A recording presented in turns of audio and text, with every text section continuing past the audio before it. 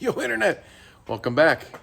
Guess what? Today, we're gonna get this 5.4 out of here and replace it with that Coyote that's back there. And if you're new to this channel and what we're doing, it's kind of going in this 2014 Expedition that we pulled the body off the frame. So to give you a little recap, we're doing this on a 11 to 14 model, specifically because of the wiring in the computer is very similar to first gen Coyote. So we got a 14 Expedition here, and so that means 11 to 14 Expeditions, you'll be able to reuse that 6R80 because it's just like the first gen Coyotes. And I'm hoping to get a rack sometime early next week. It is now the 5th of July to put in this sucker while the body is still up. Tonight, I just want to get at least the Coyote in there and get going on that. So yeah, good thing about using these years of Expedition, since we reuse the tranny, if you have a 4-wheel drive, all that stuff will work because we're going to reuse the transmission harness. And obviously, since the transmission's staying, your transfer case would stay. This is a 2-wheel drive, and all your drive shaft and all that good stuff will stay. And I'm told that the white pipe will bolt up. So that's cool. I'm thinking there's enough room in here to yank this thing out so I can keep the frame and chassis exactly where it was when it was lifted off. That way, it'll be much easier going back on. You won't have to worry about alignment issues. So yeah, let's get after it. So first things first, I'm going to just disconnect the manifolds, get some stuff out of the way. Get this stuff out of the way. That's just hanging out. That can just be draped over here. Hopefully it won't spill anything. And should be able to just do the motor mounts. They're pretty simple on here. Bell housing bolts and the torque converter bolts, which is going to be a real treat now that it's on the ground. I regret not doing that when it was in the air. So no big deal. We'll get that done. A couple bolts. Hoping I can just take out the big bolts of the motor mounts. There we go. Yep, maybe I'll just take the bolts out from the bottom on that motor mount. And then same thing on this one, you go from the top. I don't know how accessible they are, but we'll see. But motor mounts, bell housing, torque converter bolts. Should come right out, right? And I didn't forget the fuel lines and evaporative line. Exhaust is already disconnected, and I gotta make sure that the trans lines stay down with the chassis as well, so I gotta disconnect them from the oil pan area. All right, some unknown time later, did have to remove the starter. The one bracket for the transmission lines, we'll let that stay down with the chassis. All the bell housing bolts are out, torque converter nuts are off. The nuts for this motor mount are off, so that'll just come up. And I actually took the bolts off the block itself for this side. Might be able to see, yeah, see that missing right there. Center of the screen there. And it still has weight on it, and it didn't move much, to my surprise. If you had a 4-wheel drive, this would be very difficult with the axle and diff sitting there. So now it should come straight up. I'm gonna lift it up a little ways, support the transmission front with a jack, and then move it forward because we still gotta clear the exhaust manifolds. So I think I'm ready to pick this thing out of here. There's still the dumb power steering line, so I'm either gonna lift it up enough to get the pump off. Well, it'll be easier to get the pump off and then take the lines off of it. Instead of trying to, well, maybe I can just disconnect them there. There's still the return line there, so I don't know. We'll probably just take the pump off, call it a day.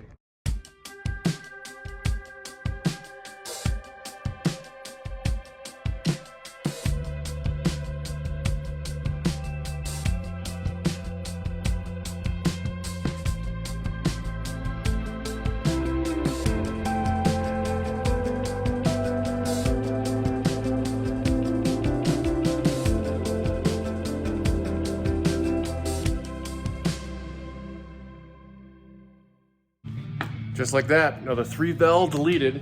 A little more tribulation this time. Should have took the starter out when it was in the air. Kind of take back what I said about that motor mount. I would have taken the big bolt. I'm gonna take that out. put on the Coyote when it comes time. The exhaust pipe didn't fall down as much as I thought it would. And I had this thing rigged all wrong. It was completely front tied and just dropped back, if you might have seen in the time lapse, and had to add a ratchet strap. So it's out. Let's get the thing on a tire, get the Coyote in there. What do you say? It is like 11 o'clock at night. It's still not cold in Arizona. All right, enough talking. Let's get cracking. All right, I know I said less talk, more rock, but I got the 5.4 out here. Had a little incident with the coolant. Both motor mounts are off, and I'm gonna transfer them to the Coyote over there. And I jacked up the transmission a little higher so we can get that seated torque converter studs at least through. They don't have to be on because once I have the bell housing bolts on, it won't go anywhere. And then kind of lower it down onto the motor mounts position, and it's about it. I think the exhaust is going to be the tricky part. It's like I said, it kind of fought me on the way out, at least on the passenger side. And just to make sure, I measured the distance between the studs on both flywheels, because that engine does have an automatic flywheel on it. They're the same distance behind there. Just wanted to reiterate, I know they're the same, but always a good idea to check. I'm gonna get those motor mounts on this little gal here, and then rig this thing up to hopefully drop in smoother than that 5.4 came out, because that was a little bit of a battle. All right, so this is officially the first, like, swaparoo, I guess you could say. The 5.4 motor mounts from the Expedition, which are pretty sure the same as the 1014, 5.0, and 5.4 mounts in the F-150, bolt right to the Coyote. No mods needed like the 11th gen F-150, so sick. I forgot I had these sweet Coyote lifting anchor ditty pops. I was like, how am I gonna get this thing going? I just want to take the intake manifold off and do it my usual way, but this is gonna be so much better. We'll have a little less tilt action, but I think having it more stable in a good zone, I can manipulate it enough to, and I can probably change that point or whatnot to get it back up, or just, there's another cherry picker over there I could probably use to, or a ratchet strap, you know, whatever. But this is gonna be very stable. I feel a lot more confident for this thing going in.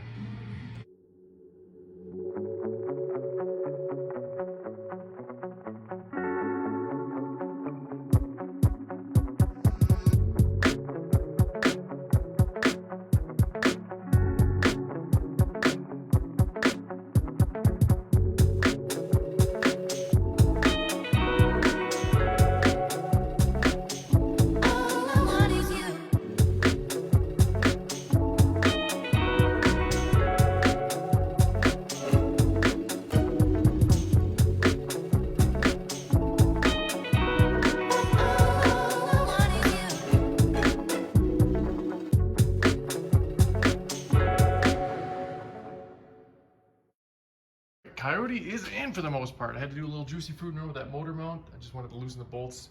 Should have just kept them in there loose. The motor mount is slipped over it, and I'm gonna keep it suspended until I get the bolts in from the underside of that one. And I can confirm, Y pipe bolts right up. Look at that, sweet, sweet music. Ooh. Did have to delete the oil filter drain thing. I think it's F-150 specific. That'll work with the Coyote, because it was not gonna work with this. All right, do a little button up. Got the exhaust all buttoned up, torque converter nuts in, that shield down there for the torque converter inspection plate in, motor mounts bolted in. Did have to collect my oil cooler just slightly. It is dangerously close. Like I said, I'll hopefully get better with a electric rack. There was just one little thing that didn't plug and play. Was the fuel line just is gonna come up short, unfortunately. Whether I can detach some things to make it reach, I don't know. I'm a little too tired now. It's almost 2 in the morning. But I'm not sure if I want to source or could source, or even if they sell that anymore. I doubt they do, but just the line and disconnects there. Going up there from an F-150. But yeah, really like how everything's turning out. It's looking pretty regular. I mean, it's kind of designed to be in this chassis when you think about it. So yeah, went in a lot better than that 5.4 came out. I'm glad I had those lifting anchor points, and now I get to route the F-150 battery harness, which I got somewhere in here. There it is, XB F-150 battery harness. It's just gonna be easier when the body is up. And what else was there? Bracket for the transmission line in, that all was pretty standard. But I can't tell you how excited I am that this all just kind of fell into place. I wouldn't say labor-wise this is as easy as a Mustang. Maybe some of you feel it's easier to drop that thing out the top or pull it out of the top. I don't know. With a lift like this, it sure does make the starter come out easier and this exhaust stuff easier. Which I wish I would have done before the body was down, but is what it is. So yeah. So hopefully in the next video, we'll have this a little more dialed in, the harness, and probably have the body back down on it and all that good stuff. Get the AC compressor, it's folded up on top of the fender, you can't see it, back on, figure out the heater hose lines. I did just get the lower radiator hose. So that'll all bolt in like factory. Whether I get them before that or not, I do need to get the F-150 AC tensioner, idler, and belt over there so that it can work with the modular compressor and the power by the hour AC bracket. Because believe it or not, that system is still charged up there, and that's a lot of refrigerant and whatnot in there. I didn't want to. I mean, I have a shop neighbor that has an AC machine, but this makes it a lot easier, especially if you got a 2-post lift and you're doing this at home or home at your own shop, that you don't have to mess around with the AC stuff, just the heater stuff. Yeah, there's a couple little doodads like our canister vent. We're gonna have to figure out where to put that. That's usually goes in the front of the engine on a Coyote, and we'll see if we can snag some 5.4 lines off of that thing and maybe reuse them, make it all look nice and neat. So yeah, we're rocking and rolling pretty good here, you know, besides a few little hiccups with the 5.4 coming out, and that one, the Coyote went in beautifully. If you notice in the time lapse, I was able to use a ratchet strap and dial on that angle, and it just slid right in there. Of course, I had a bolt like go in 2 threads and then dial on the other side, and then it just popped right in there. And when I used to draw it in, and I say draw very lightly, is that little 3/8. You know, it's got tiny shank on it, and not much power is going through it, you know, if you're not going to be forcing things. But you could tell that it was close enough that everything fell in real nice. So that is one cool thing. We don't have to worry about exhaust. So some of the major things we need to do yet are the rack, and I do want to use an F-150 transmission cooler. I guess it's not super detrimental, but if you want to tow with this thing with your Coyote, like seriously, like the F-150s do, you're going to want to put that F-150 cooler up there. And a little hot tip, I did remove this to get the cherry picker in just a little further. It's literally just 2 bolts. So yeah, that's where I'm going to stop this video. And we're going to probably come back to this in a few days. It is now, well, technically Sunday, about 2 in the morning, day after 4th of July. Well, 2 days, if you think about it.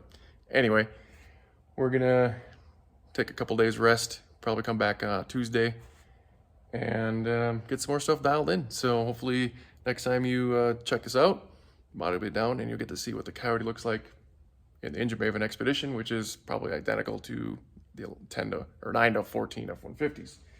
So hit that subscribe button if you want to keep following along on any of our Coyote swap adventures here. I like to call them OEM plus or upfitting.